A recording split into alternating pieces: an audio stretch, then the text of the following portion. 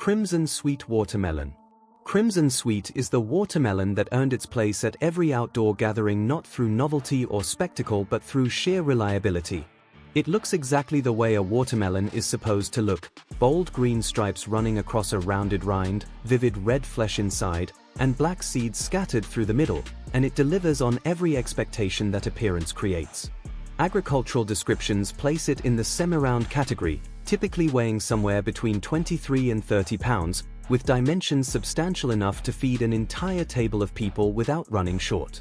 The thick, hard rind is not simply a byproduct of the variety's size. It serves a genuine practical function, providing the structural resilience needed to survive the kinds of treatment that picnic watermelons routinely endure: loaded into car trunks, buried in ice for hours, stacked against other produce, and left waiting until someone finally gets around to cutting it. When that moment arrives, the interior delivers a clean, crisp snap of firm red flesh that holds its triangular wedge shape on a plate rather than collapsing into a wet pile. Kansas State University developed and released Crimson Sweet during the 1960s, breeding it specifically for high eating quality combined with meaningful resistance to common watermelon diseases. What appears at a picnic table as an entirely ordinary summer fruit is actually the product of deliberate mid-century agricultural science. Seedless watermelon. The seedless watermelon that appears in every grocery store produce section looks effortless on the shelf, but the agricultural system behind it is surprisingly complicated. These are not conventional melons from which seeds have somehow been physically removed. Commercial seedless watermelons are triploid plants. They carry 3 complete sets of chromosomes rather than the standard 2, making them sterile and preventing their seeds from developing into the hard, mature black shells that require spitting out. What appears inside the flesh as pale white specks are undeveloped seed coats, soft enough in texture that most people barely register them. The production system requires an additional complication that most consumers never think about. Seedless watermelon plants are sterile and cannot pollinate themselves or each other, which means growers must deliberately plant rows of conventional seeded watermelons nearby to provide the pollen necessary for fruit development. 2 different crops must be grown and maintained simultaneously just so that one of them can produce fruit.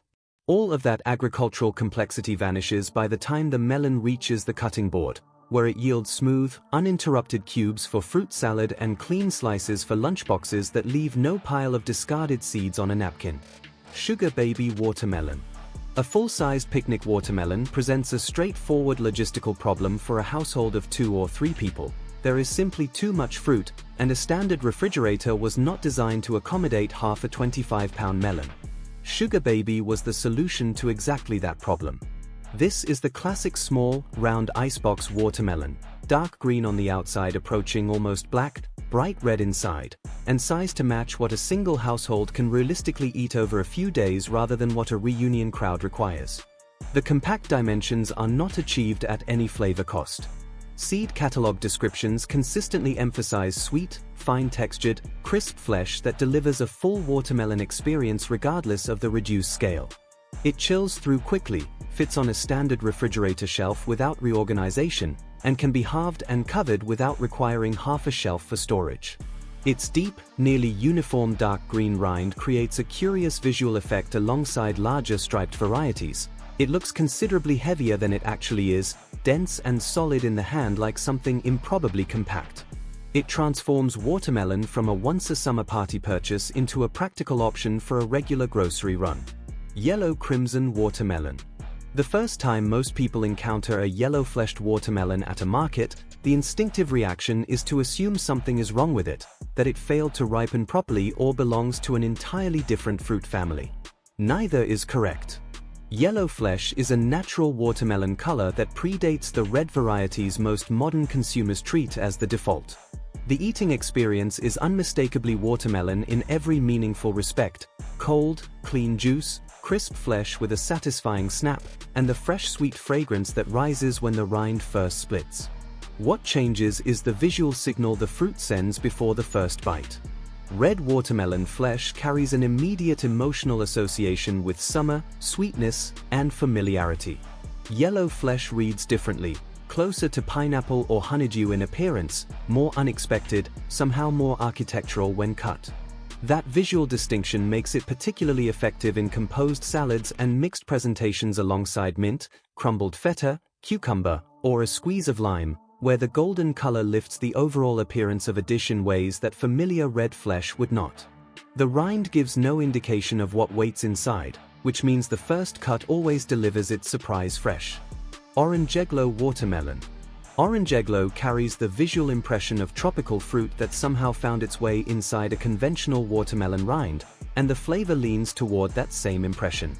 The orange flesh has a sugary sweetness that many people describe as carrying a slightly more tropical character than standard red varieties, a quality that the color reinforces before the first bite is taken. The variety is connected to the Wilhite Seed Company in Texas and had already been in circulation by the 1960s, establishing its identity long before unusual produce colors became a marketable novelty. The elongated oblong shape adds to its visual appeal when sliced. A single cut reveals a graduated sequence from dark green exterior through pale white rind to a saturated, deeply colored orange center, 3 distinct bands visible in one cross-section.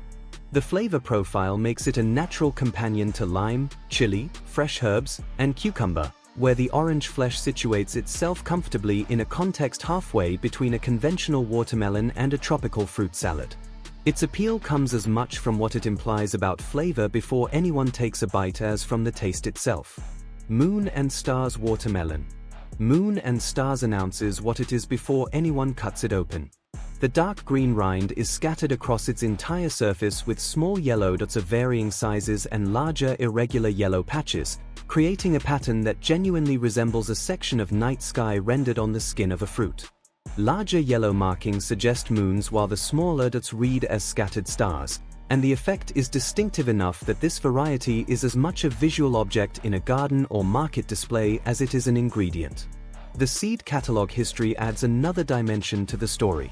Peter Henderson and Company introduced it commercially in 1926 under the name Sun, Moon, and Stars. Decades later, the variety became genuinely difficult to find as commercial growing shifted toward more standardized types, and it survived largely through the efforts of seed savers who maintained it in private collections before returning it to wider availability. The interior flesh can be red or pink and delivers the sweetness expected of a well-grown watermelon. In a basket or a market display alongside conventional striped melons, it reads as something fundamentally different, less like produce and more like a natural artifact that someone decided was too interesting to eat immediately. Densyuk watermelon. Densyuk watermelons are grown in the Toma region of Hokkaido, Japan's northernmost main island, and they are treated with a level of care and ceremony that most fruit never approaches. The exterior is immediately distinctive. The rind is so dark and uniform that it appears almost black, with any striping so faint it is barely perceptible under the glossy surface. The fruit typically weighs between 6 and 8 kilograms and is round, smooth, and polished to a high sheen before it ever reaches a display. Each vine is managed to produce only a single fruit, concentrating all the plant's energy and resources into that one melon. Before the knife comes out, a densyuk is inspected, packaged in presentation-grade boxes, and treated as a seasonal gift item rather than everyday produce. The flesh inside is red, cold, and sweet in the way that any well-grown watermelon can be. The taste is exceptional but still recognizably watermelon.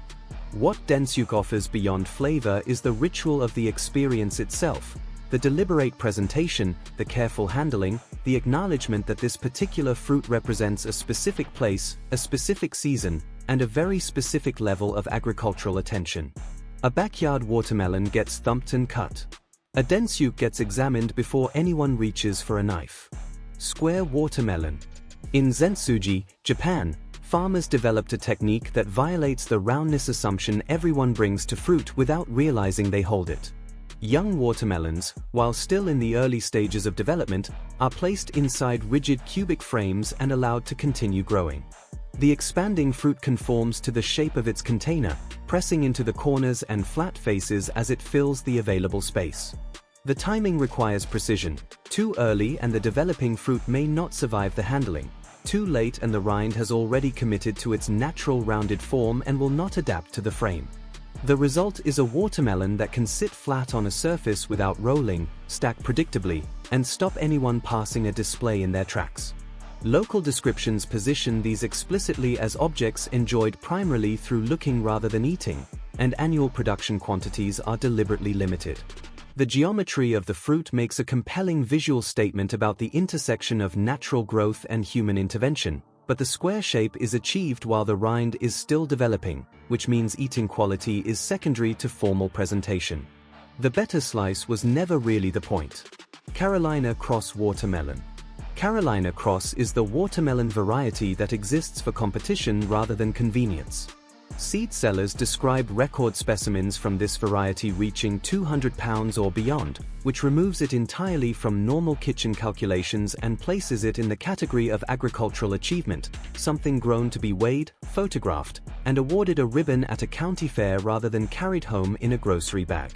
Growing a Carolina Cross to competitive scale requires dedicated space, patient cultivation, and the discipline to allow a single fruit to absorb the full productive energy of its vine while resisting the temptation to harvest earlier.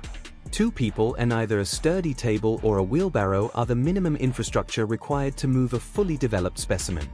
The irony embedded in the whole enterprise is that after all the measuring and effort and ceremonial weighing, the interior of the fruit is still simply red watermelon flesh surrounded by rind, the same result that any ordinary summer melon produces.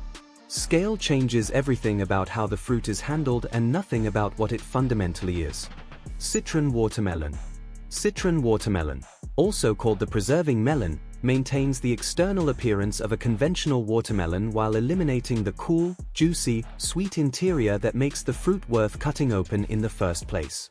The flesh is pale, hard, and characteristically bland or mildly bitter rather than red and dripping with sweet juice. Botanical classifications place it with Citrullus lanatus var. Citrodes, a watermelon relative distinguished by its thick rind and white or greenish flesh. These qualities make it completely useless as a fresh-eating fruit and genuinely valuable for an entirely different set of kitchen purposes. The thick, firm rind can be sliced, cooked, and transformed into pickles, preserves, and candied pieces where sugar, vinegar, and spicing do the work that ripe red flesh performs naturally on its own. Citron watermelon also points toward an older chapter in watermelon history, when the fruit's value lay in its ability to store water and provide hydration in arid conditions rather than in delivering sweetness as a summer dessert. In this variety, the part of the watermelon that almost everyone automatically discards, the rind, becomes the entire reason the fruit was grown in the first place.